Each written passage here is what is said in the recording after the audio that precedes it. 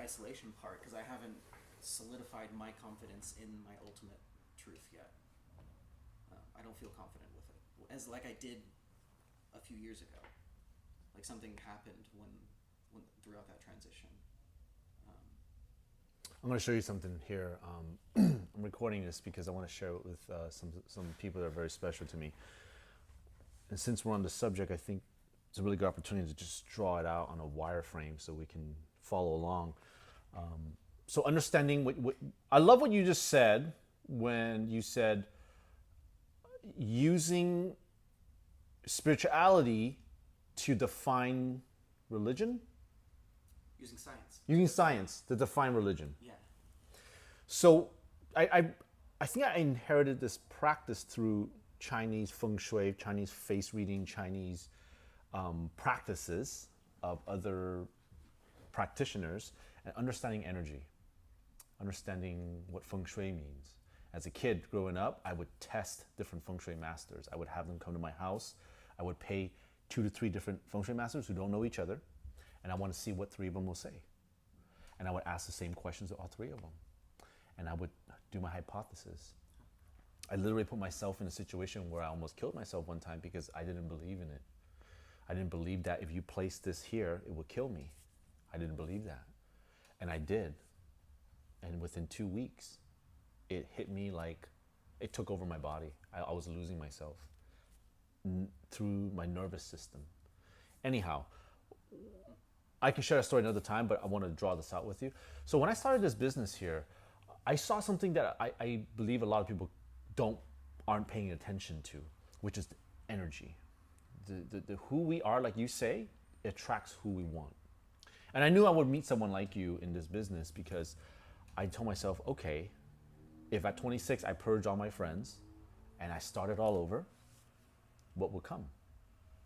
It was profound. 4 years later, the type of network I had, the type of people I met, the type of people I was surrounded by. So when I started this company, I applied the same practice. And I said, okay, well, we hired we 5 years ago, we hired, a handful of people here. And they came and went. So I had to fire a lot of people because I caught them stealing. And then there was another group of people who I started realizing they're stealing, but I didn't say anything. I just kept letting them steal.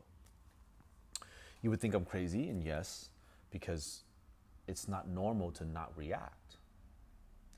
It's not normal to stand back and study and observe and get data and get information on interesting, right? On why they do what they do and things of that nature. So I changed myself to not manage, but to study this company. This business is, I'm not attached to this business. It's more of a study for me. So when we hired, in what was it, 2020 right now? So let's just say 5 years ago was 2015, right? So during these years here to 2020, we probably gone through, I'll just say like 8 to 10 employees. But one thing I realized is I was studying company culture at this time. This is about company culture. Okay? And nobody really knew what it meant. Everybody was talking about it, but it was very ambiguous and there was no defined bullet point on what to practice for company culture. So I said, great, it's a new study. Everyone's trying to get on board and I know energy and I'm very spiritual and I understand science at the same time.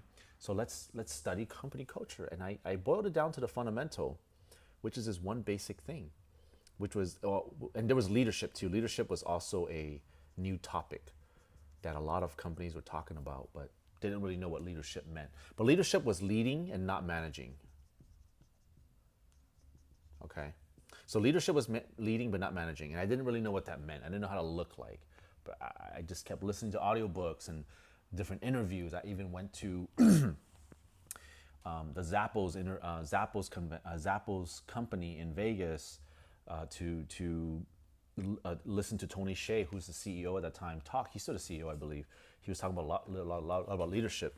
So anyways, these 2 things was something I was really focused on. And I was like, I really want a good company culture and I really want to lead my company rather than manage my company.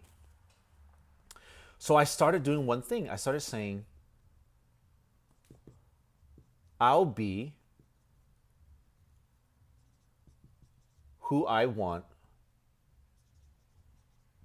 to attract. A little long here. I'll be who I want to attract. And one thing I learned is when you are organic to yourself, those who don't, the energy, the vibration, we call it vibration, now a spiritual word, right? We call it energy for scientific, and we call it vibration for spirituality, okay? So I started being organic, and the vibration, or also known as energy, that I was being consistent with, started to, employees left. They quit. I know that all the dirty things they did, I didn't say a thing. I knew all the good things they did, I validated them. I stayed away from negativity because that wasn't me. I don't like to point out negativity. I like to always say, I like to always watch, right? So they left. But you start getting a herd of people, let's just say 7 people that comes and they go. But there's this energy happening here. There's this energy happening here. Okay, when they come and go. If your energy is organic and you want to lead a good company, lead a good company culture, you just have to be. The vibration will start to attract those coming in, but those who aren't with it will leave.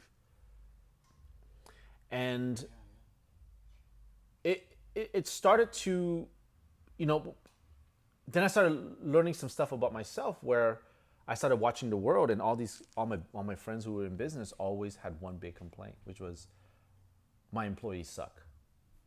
My staff member sucks, my team member sucks, whatever they want to call it, right? But I'm sitting back and I'm thinking, how come I don't have that same problem? And it's because I wasn't expecting great employees. I was expecting to lead people into becoming great employees. So I started being organic with myself. The way I treat people, the way I studied the human behavior, the way we executed systems and training. We try to just, and I learned a lot in that process too. I'm not going to get into because that's a different subject. But this energy here, this company culture, this leadership, and within the 5-year, the managing, not managing and just trying to lead and trying to study myself. Am I being a good leader? Am I leading the right company culture? This here eventually got us to have employees such as you, employees such as Orsi, and I can feel the rockiness of other employees that are like, yeah, I'm either in, but they don't realize that, or I don't like you, I'm out. And I'm like, great, it's working. But this is the kind of the talk that I was saying about your circle of friends. It takes time. It took me about 4 years. I told you at 26 I cut off some friends. Around like 31, 32, I started having some friends. And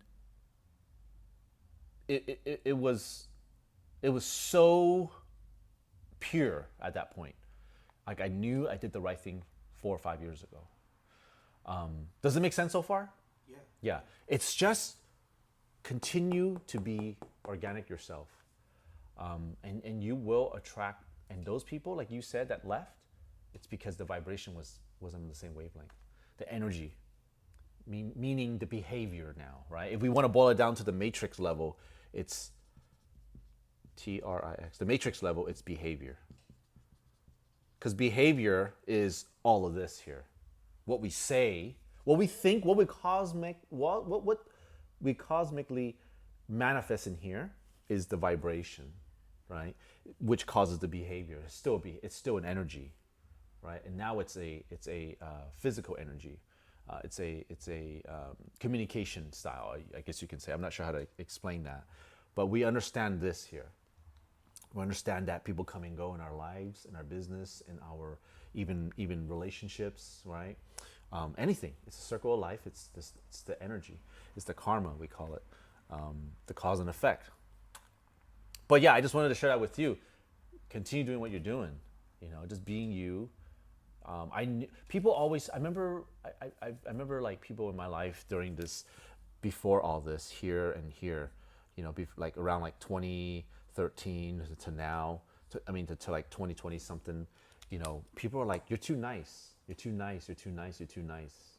And I knew that wasn't true, because they were programmed in a way where they believe that dogma system of you have to be an asshole, because if you're an asshole, you're going to attract asshole friends. The nice people will leave, and then the asshole friends will come in, and now you got to live that circle of life and circle of friends and circle of family of, this is normal, I need to fight for myself, versus let's have a circle of friends of looking out for one another. The culture I try to build was always look out for your next teammate, and a lot of people didn't accept that earlier on. They're like, no, it's me. But I was always imploring, let me look out for you. I'm doing this for you. Everything we built is to make your job easier, better, safer.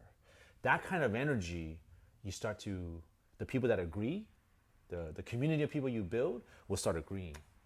Does it make sense? Yeah, Yeah. makes a lot of sense. So keep doing that.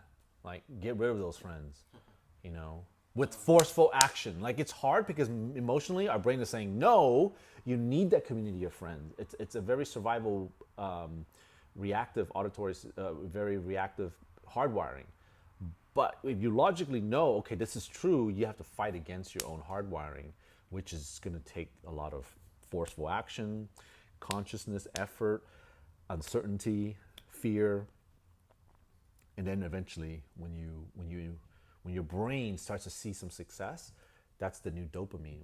When you get that hit of dopamine of, yes, this is the right way, then that's your new hardwiring now. And I believe that that's what you pass on to the next generation.